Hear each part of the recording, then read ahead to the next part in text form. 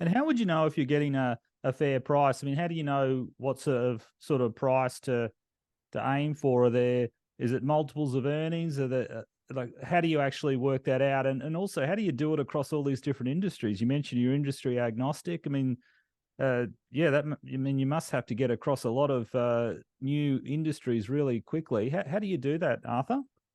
Sure. So by virtue of focusing, I think, on the size of the profitability of the company, or by virtue that it must be profitable, right? Capital tends to kind of work in different ecosystems. And what we find is that the delineation of ecosystems is much more predicated on the size of the company than necessarily the industry in terms of capital and in terms of acquirers, right? So you have, if it's a not profitable business, but it's growing fast and it's that venture capital world or growth equity, right? That's its own ecosystem. Whereas private equity, for the profitable companies that we work with, strategic acquirers in the middle market, that's its own ecosystem. So it's fascinating, but you'd be surprised at how many of the counterparties on the other side are looking kind of agnostic of industry as well, and more specific to size and complexion. And then kind of large private equity and publicly traded companies have their own ecosystems as well. So we focus on our one ecosystem, which is important to do. But there is always kind of a specialized research that's necessary for a particular industry, because there are quirks and idiosyncrasies with any industry, as we've done 100 plus transactions as Hillview Partners, and I've done 100 plus transactions in my life before starting the company. You do learn kind of where to look and how to research different industries. And so it's not so much that you need to know every industry, but you have to know what to look for in every particular industry. So as we kind of get into any particular new ones, and there's not many that we have not been involved with, but we still take a fresh look towards it. It's a matter of finding who are the active parties. We have our own internal database, as well as we subscribe to external databases, CapIQ, PitchBook Data. There's a handful of them out there. And we do a lot of our own kind of proprietary research. I think the difference in largely what we do is many intermediaries will just kind of gather all the information and puke it to the universe, to 20,000 people, and just wait for the phone to ring. We are proactive, not reactive. We do a lot of research up front, and that way we're pinpointing who to reach out to. And what that ultimately does is, it mitigates a lot of the kind of typical pain points. So shrinks the duration, limits the distraction, keeps the discretion, and generates better results. But also, it really fine-tunes the conversation. So getting back to your question about multiples, that's usually a good place to start, right? The fundamentals are the driver, and that's kind of so if we look at, and you'll see it, like different stratas of size will usually have different multiple ranges. So a company that does $1 million in EBITDA will generally trade at 4 to 7 times EBITDA. A company that does 2 million will trade at 5 to 7, 5 to 8, maybe 3 million.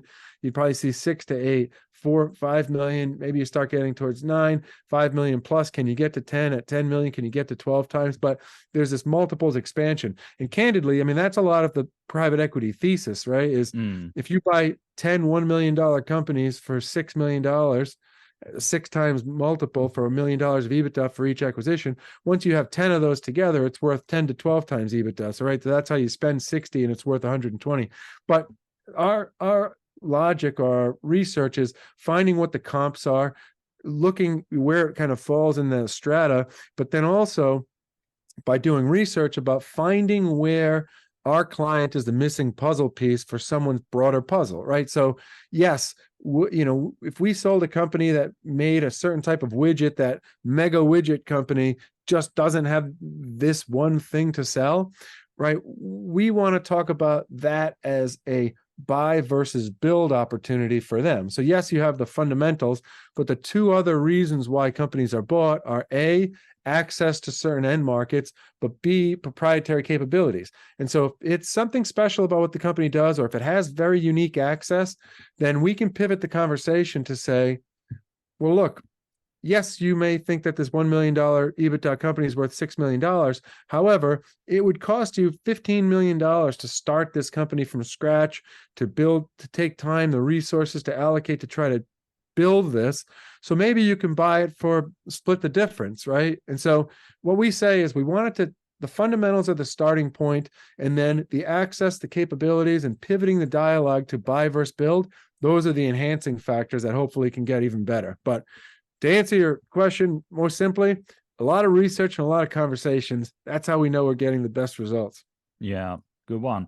Okay, and could I just clarify some things? So you're on the sell side. You're a business broker or an investment bank, or you're similar. Are you similar to an investment bank?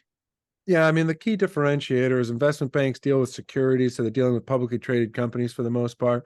And we deal almost entirely with privately held companies. So that's why we're an M&A advisory firm, would be the phrasing, because we don't deal with securities. Yeah, gotcha. Okay. And private equity, so they're on the buy side. And is that companies like Carlyle Group? Is it Carlyle? Is it? Yeah, so Carlyle, KKR, Blackstone are the really big ones. TPG, I mean, there's a lot of them.